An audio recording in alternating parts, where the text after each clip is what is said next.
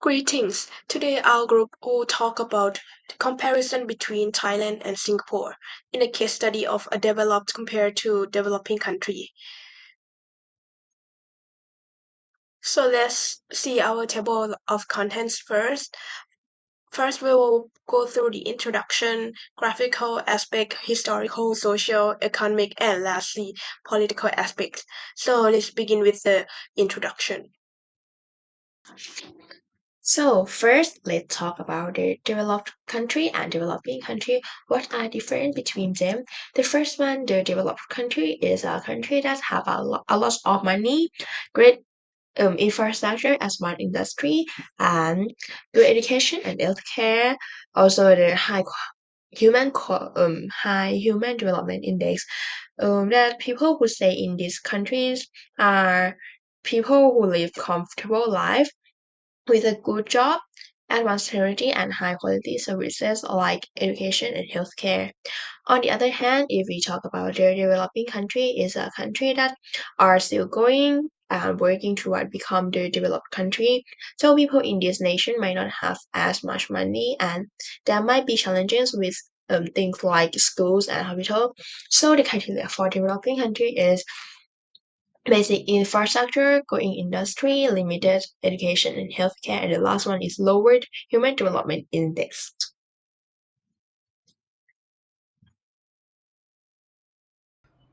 For the geographical aspect, if we compare Thailand to Singapore, for the Thailand we have abundant natural resource.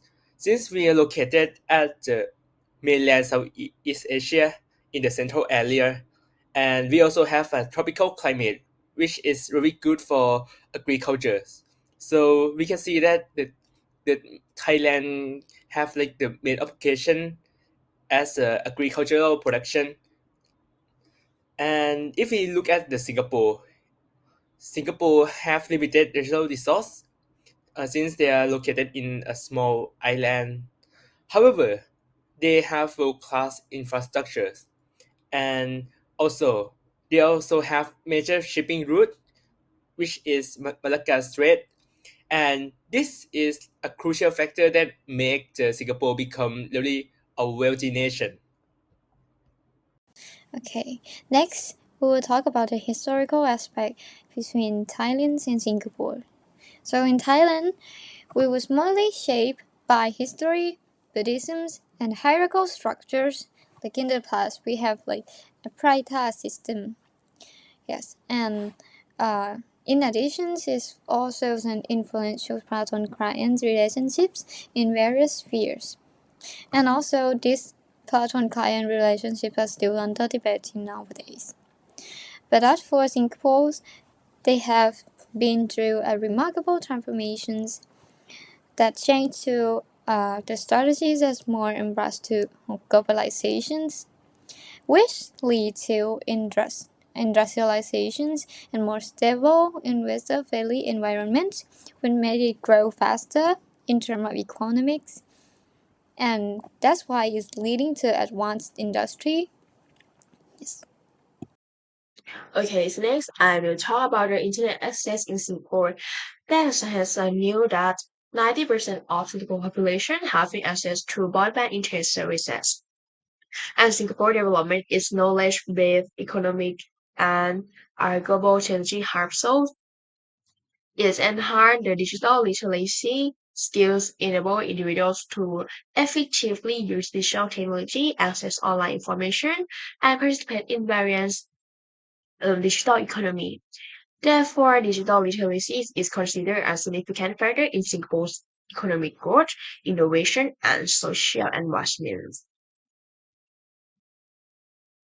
So in this topic is the social aspect in topic of working life. So you will see a difference in the median age of Thailand and Singapore, which is only slightly different, as same as the retirement age.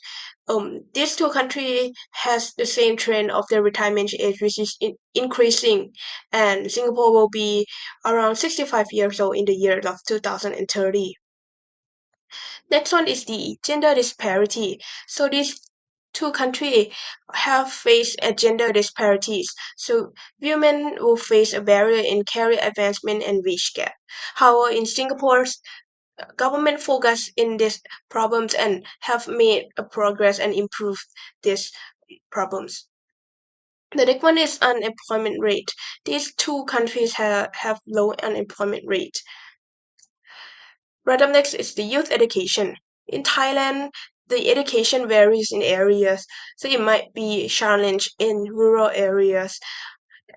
And in Singapore, students are emphasized on STEMs or science, technology, engineering, and mathematics. And lastly, the annual average working hour. So Singapore has a lot higher hours working hours than Thailand. And right up next is the education systems. So in the education system, we have an index that measure how um how good the education system of one country is, which is HCI or Human Capital Index.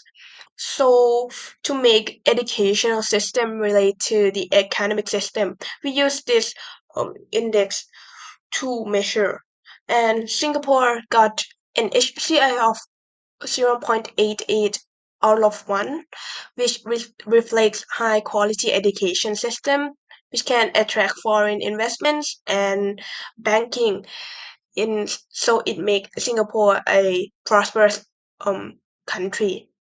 And in Thailand, they got HCI of 0.6, which is a fair good educational system but need a close-up attention for a country development.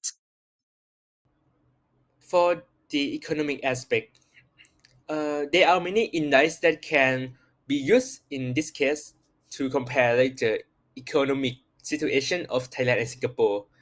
In this case, I'm gonna bring it up the three main indices, including gross domestic product or GDP, purchase power parity (PPP), and also Gini coefficient.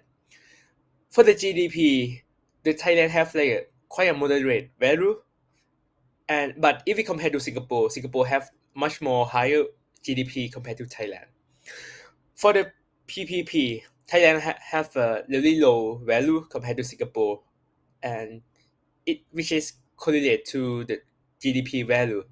So essentially, if we have like a lower gross domestic product, it of course lead to like the lower purchase power.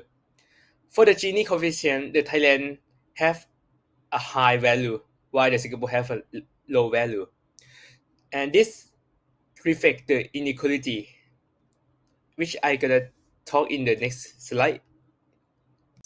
So as I mentioned earlier, uh, this index can be used to determine the economic situation. So what's the key comparative point from those indices? Firstly, there is an income inequality that is highlighted by the Gini coefficient. Singapore tends to have lower income inequality compared to Thailand, according to the GD value. And if we compare to the real world, it's kind of true.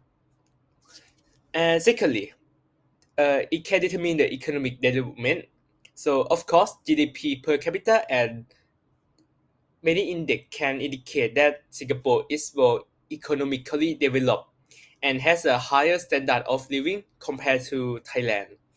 And this is also kind of true if we compare to the real world. It really makes sense.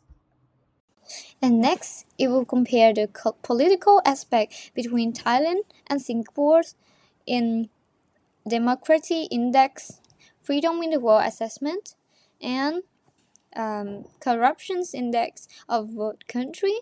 We can see that from the first index, which is democracy index, both are ranked as full democracy, which means that they have democracies in their elections. However, there's an obstructions in the people's free speech.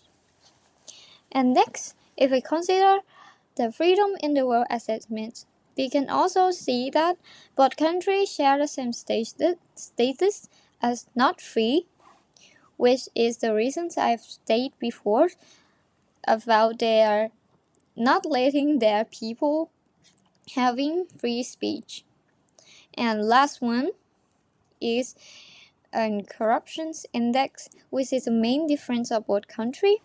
While Thailand is ranked in 110th place, which considered as significantly high corruptions, Singapore's are ranked in 4th place in corruption perception index, indicating it have low corruptions.